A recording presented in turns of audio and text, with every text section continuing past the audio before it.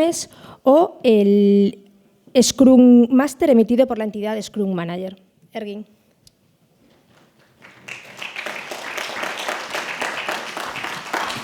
Bueno, tú no viniste, la dinámica es que tenemos aquí un relojito muy tecnológico. Vale. Espera. Ya está. Vale, ¿y para pasar? Para pasar, tienes aquí. Bien, pues hola a todos y a todas, mi nombre es Ergin y hoy estoy aquí para dar un mensaje que creo que es bastante breve, además entiendo que ya estaréis cansados de recibir tanta información. Lo mío va a ser rápido, pero es importante que sobre todo lo entendáis bien y si tenéis cualquier duda luego me vengáis a preguntar, yo estoy dispuesto a resolver cualquier duda, ¿no? Es un mensaje que está basado en la experiencia porque durante los últimos 3 años he estado construyendo una plataforma horizontal basada sobre todo en inteligencia artificial y también construida por inteligencia artificial. Es una plataforma que no solamente ha permitido desplegar la propia IA generativa, sino que también se ha construido con la propia inteligencia artificial. Llevo envuelto en esto ya bastante tiempo y además he podido estar con muchas empresas, entre ellas Accenture, EY o algunas más pequeñas como REF, TJC. Bueno, la verdad es que la parte de la cartera de clientes y colaboraciones no deja de subir y sobre todo lo que más me ha preocupado es que ha habido cosas en común que yo creo que había que resolver. Y es que, si bien es cierto que vengo a hablar de la IA generativa y no tanto de un algoritmo en concreto del sector de la energía, creo que a día de hoy el eslabón más débil a la hora de implementar la tecnología es la gente. Y no la gente en un mal sentido de que no sean capaces de poder hacer esto, sino que va todo tan rápido y el mercado es tan diferente que hacer las cosas bien se complica. De hecho, para empezar con la parte de problemas, nosotros hemos detectado estos 3 primeros problemas de las empresas que no usan la inteligencia artificial. Lo primero es que todas las empresas tienen procesos. Algunos son identificables y otros son más tácitos, son más relacionados con los procesos que no podemos ver. Algún proceso que es más visible es, por ejemplo, la atención al cliente y cómo el cliente, por ejemplo, intenta entender la empresa, trabajar con ella y, por ejemplo, pedir una reserva o cualquier otra cosa. Y luego un proceso más invisible es, por ejemplo, si una persona de marketing tiene que hacer todos los días una cosa que ha aprendido a hacer, que nadie más sabe, pero que esa persona la hace siempre. Eso es más difícil de averiguar y tiene que haber algo que nos ayude a extraer esa información. Luego lo siguiente, por supuesto, es la parte de tener una poca diferenciación. Da igual en el sector en el que estemos, siempre va a haber gente que vaya más adelantada con la inteligencia artificial. Y no hablo solamente de la IA generativa, sino hay muchísimas áreas de las que no se hablan habitualmente por todo este boom que está habiendo ahora, pero cosas como la IA predictiva o la IA que nos permite hacer una especie de acción recomendable para resolver algo, pues están al orden del día y creo que es muy importante tenerlo en cuenta. Y, por supuesto, la parte del conocimiento escalable. O sea, por ejemplo, imaginad empresas como Accenture que tienen diferentes departamentos con diferentes secciones, son enormes, de hecho incluso tenían problemas de cómo me comunico con una persona que está en otro país o cómo puedo hacer para enterarme de con quién tengo que hablar. Entonces, esa parte de poder escalar conocimiento y utilizar toda la estructura que tiene la empresa a nivel intelectual, creo que la IA es algo que lo resuelve bastante bien. Y los problemas que encontramos a la hora de implementarla, el primero de todos, y aunque siempre hablo de lo que es la empresa, yo creo que esto también se aplica a gente que esté simplemente en un equipo o que esté haciendo su trabajo habitual, que no quiera mejorar la empresa a gran escala, pero sí su vida. El primero es la parte de la falta de foco. Salen herramientas todos los días, LinkedIn está lleno de publicaciones, de flujos de N8N, de cosas que a lo mejor no funcionan o sí, pero el tema es que generan mucho caos. Y ya no solamente el caos, sino que al final, ¿qué decisión escogemos? Y además, cuando la hemos escogido, ¿cuánto nos va a costar cambiarla? Hemos tenido varios clientes que, por ejemplo, pagan una buena suma para construir todo su sistema de datos, que la IA se pueda desplegar ahí y demás, pero luego la pregunta es ¿cuánto me va a durar? ¿Cuánto tiempo va a estar esto disponible antes de que cambie? Y luego, por supuesto, también la parte de privacidad y gobernanza, porque en la parte digital habitual antes podíamos construir nuestro propio entorno local, teníamos discos duros, teníamos cosas para nosotros, pero los modelos de lenguaje son más complejos porque son grandes y además es difícil llevarlos a producción. Y finalmente, la dificultad de uso del reaprendizaje y la colaboración, sobre todo porque, como todo crece tan rápido, aunque es bueno estar en formación continua, esto va tan rápido que la gente no se acaba de adaptar. Y además tampoco aprovechan la parte de cómo pueden compartir su conocimiento y colaborar. Entonces, dentro de poder resolver esta problemática, hemos identificado como 3 riesgos principales. Uno es el de la privacidad, que he dicho antes. La privacidad es importante no solo porque vamos a darle nuestra información, sino porque los modelos también son capaces de generalizarla y llevarla a la conversación cuando es importante. De hecho, a día de hoy supongo que habréis visto que hay una gran cantidad, desde OpenAI pasando por Anthropic, Grok, y estos modelos ya son tan grandes que son capaces de generalizar prácticamente cualquier cosa. De hecho, una cosa que hemos visto es que ni siquiera hace falta entrenarlos. Simplemente con darles unas buenas instrucciones ya son capaces de resolver eso. El único motivo donde vemos interesante un modelo privado propio es cuando es una tarea muy a medida. Por ejemplo, rellenar un informe. Si no, los modelos grandes ya son suficientes y, por tanto, la parte de privacidad sobre todo concierne a qué proveedor escojo. Luego está la parte de la potencia y la escalabilidad, que es cómo puedo yo hacer la empresa más potente. Y esto es porque han salido muchos estudios de que cuando se intenta implementar un piloto de IA, ya sea a nivel propio o a nivel empresarial, la mayoría fracasan o no consiguen salir. Y esto muchas veces es precisamente porque o no se aborda bien o porque la tecnología parece que no encaja. Y es que, de hecho, la inteligencia artificial genera sobre todo la parte generativa, genera una dicotomía en la que parece que controlamos todo y es fácil de usar, pero la realidad es que porque algo sea general no quiere decir que se adapte precisamente al caso que necesitamos. Y luego, por supuesto, tenemos la parte colaborativa, porque muchas veces si no conseguimos compartir las sesiones o no conseguimos trabajarlas con los demás, al final todo se acaba dispersando en muchas herramientas, muchos proveedores, y aquí vuelve a haber riesgo otra vez con los datos. Entonces, creo que es importante también a la hora de saber qué proveedor escoger, qué herramientas utilizar o cómo nos podemos aproximar a resolver algo, es bueno saber que hay una diferencia entre entrenar y entre educar a la inteligencia artificial. La IA a día de hoy es como una caja negra que tiene muchos números y cuando nosotros pasamos un dato nos saca otra cosa que sería nuestro resultado ideal. Ahora bien, entrenar una IA significa cambiar esa caja negra.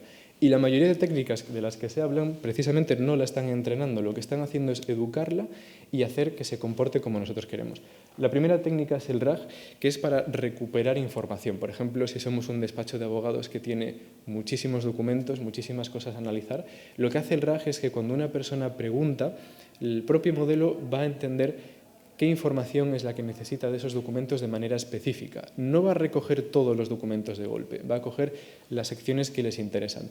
Esto tiene una serie de limitaciones porque para saber qué información sacar muchas veces no vale con una pregunta normal. Si yo, por ejemplo, quiero hacer un resumen, estos sistemas funcionan por similitud semántica, entonces la palabra resumen muchas veces no va a extraer un resumen per se de esos documentos. Por eso luego aparecen tecnologías como la parte de los grafos, que esto es muy interesante cuando aparece lo que es la información relacional. Por ejemplo, Facebook, con toda la parte de los usuarios, las conexiones que tienen, esto se puede representar como un grafo. Los grafos tienen conexiones que nos permiten enlazar nodos, por ejemplo, personas o elementos del negocio. Y cuando se combina con el RAG, la verdad es que da algo mucho más robusto y potente. Otra parte de la que se está hablando ahora son los MCPs y la parte de los conectores. Los MCPs son una manera que tienen los LLMs de hablar con las aplicaciones y de hablarlo de una manera nativa y que sea sencillo para ellos. Esto ahora está permitiendo que, por ejemplo, OpenAI se pueda comunicar con aplicaciones o que nosotros podamos conectarnos con SharePoint o diferentes sistemas y agilizar que el modelo de lenguaje pueda hacer mejor su tarea. Si os fijáis, siempre es lo mismo, es una caja negra que le entra información y saca información. Lo que está sucediendo sobre todo a día de hoy es que estamos viendo muchas cosas alrededor de ese proceso y cómo se les puede dar mejor y extraer mejor información de esos modelos. Y finalmente el tema de los agentes. Yo lo que estudié por agentes es muy distinto a lo que se habla a día de hoy, porque los agentes parece que es solamente leer un correo y generarte un resultado, una automatización. Eso no es un agente como tal. El agente necesita conocer el entorno, necesita hacer una respuesta y una vez que ha vuelto a percibir el entorno, aprender y adaptarse continuamente a las circunstancias. Es más inteligente, es más consciente de lo que sucede a su alrededor y, por lo tanto, a día de hoy hay dos herramientas que, si se combinan muy bien, pueden simular este concepto. Si, por ejemplo, empezamos con N8N o Flowwise, que Flowwise es para la parte íntegramente de IA, aunque también tiene algunos bloques que nos ayudan a interconectarnos con otras áreas, son herramientas que, haciéndolas bien, vamos a poder conseguir ese comportamiento agéntico. Pero lo más importante y la duda principal es qué tengo que hacer o cuáles son los próximos pasos para que mi empresa o yo pueda implementar la IA generativa en su situación. Y aunque ahora parezca un poco teórico, luego al final tengo un caso real de lo que hemos hecho nosotros y cómo le ha podido servir a una empresa que aparentemente no era tecnológica. Y es que el primer paso que hay que hacer es, como normalmente las organizaciones y las personas son complicadas por lo que hacen en su día y sus hábitos, es hacer pequeños grupos que puedan extraer información de cómo son sus procesos, hacer una especie de selección y luego ordenarla en prioridades. Por ejemplo, quizás el departamento necesita ya una solución financiera para poder, digamos, resumir los balances más rápido, y a lo mejor recursos humanos necesita poder hacer nuevas ofertas de trabajo mucho más fácil y estándar. Pues entonces eso se tiene que priorizar, y finalmente hay que hacer, por supuesto, un estudio de retorno de la inversión, ver cuánto cuesta, qué nos puede devolver, para finalmente escoger un proveedor, un plan y estar continuamente en ese ciclo de aprendizaje continuo. Nosotros, por ejemplo, lo que hemos hecho dentro de nuestra plataforma ha sido coger toda la tecnología y centrarnos en la agregación. Nosotros somos agnósticos al proveedor, da igual quién sea, como si es uno mismo, si la propia empresa tiene su modelo, nosotros lo podemos desplegar. Y lo que hemos hecho ha sido hacerlo llave en mano. Es decir, una persona entra, no tiene que saber nada de la IA, simplemente pone su problema y nosotros con nuestra tecnología orquestamos toda la solución de manera automática. Y lo que es interesante, si hacemos una herramienta exclusiva para una empresa, ahora esta herramienta va a estar interconectada con todas las demás y con todos los modelos que hay en mercado. Por supuesto, además, lo llevamos a nivel privado porque tenemos gráficas, tenemos sitios donde podemos alojar modelos y que esos datos no pasen a ningún sitio, y también tenemos acuerdos comerciales con Google y, por ejemplo, Azure para que nos aseguren que nuestros datos no van a ningún sitio. También tenemos sistema de proyectos, carpetas que nos permiten colaborar y, por supuesto, hiperpersonalización, porque esto es solo el catálogo. Lo importante es que cuando conocemos el proceso somos expertos en identificarlo, empaquetarlo y servírselo al cliente de manera en que lo necesita. Tenemos más de 80 modelos integrados y esto no para de crecer. Somos como un muro muy interesante porque tened en cuenta que cada vez que usáis vuestra cuenta de ChatGPT o lo que sea, está asociado todo lo que decís a vuestra persona. Da igual que no os parezcan datos privados, siempre va a estar enlazado vuestro nombre con esa información, y lo que hagáis aquí dentro, Firelink es una pantalla. Todo lo que pase ocurre a nombre de Firelink. Por lo tanto, es una solución robusta contra ese tema de la privacidad. No me meto aquí, es una interfaz básica intuitiva. Y este es el caso final del que yo quería hablar, que es Ref. Ref es una empresa que lo que hacía era formación para líderes ejecutivos. Ellos tenían una serie de miembros en todo el mundo, tanto en Latinoamérica, Estados Unidos, Singapur. Tenían todo tipo de idiomas, todo tipo de casuísticas, y ellos lo que hacían era hacer grupos de empresas no competidoras, por ejemplo, Coca-Cola, IBM, empresas también bastante grandes, y lo que hacían era decidir cuál era el problema que podía tener un miembro y cómo entre todos, usando inteligencia colectiva, se podía resolver. Para esto tenían que hacer reuniones, tomas de datos, tenían que empaquetarlo todo en una presentación y luego al final tenían que exponerlo. Este proceso de entrevistar, empaquetar, hacer la presentación, llevaba de 4 días a 2 semanas, y además que no era estándar, porque cada persona de cada país pues, lo hacía un poco a su manera. Es un ejemplo muy básico, pero yo creo que ilustra bien que incluso donde parece que no se puede hacer nada o que con las tecnologías actuales se puede hacer, esto lo mejora mucho, porque la herramienta que hicimos nosotros se lo hace en aproximadamente 10 minutos todo y lo hace con un solo clic. No tienen que ponerse a hacer prompting, no tienen que hacer nada más. Nosotros, después de entender ese proceso, lo ejecutan y les funciona. Entonces, antes, tampoco voy a enrollarme con los puntos que tenían antes, pero digamos que cada persona subía por su cuenta a cada plataforma cosas privadas, no se agrupaba todo ese conocimiento y al final su conclusión es que consiguen ahorrar hasta el 50% del tiempo, no solo en esa tarea, sino en casi todo lo que hacían en su día a día, porque mucho se basaba en este proceso que parecía invisible. Entonces, pues hasta aquí llego. Muchísimas gracias y cualquier cosa aquí estoy.